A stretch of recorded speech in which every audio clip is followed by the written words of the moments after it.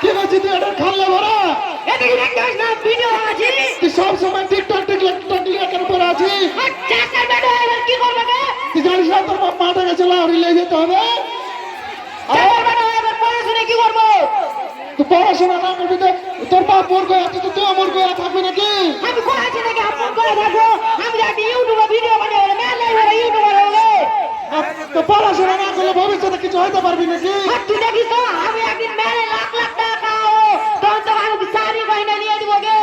তোর বাপ হয়েছিল বিয়ের সময় দিলে এলে শাড়ি দিব এখানে 6 মাস টাকা পিনছি এখানে এলে দেবে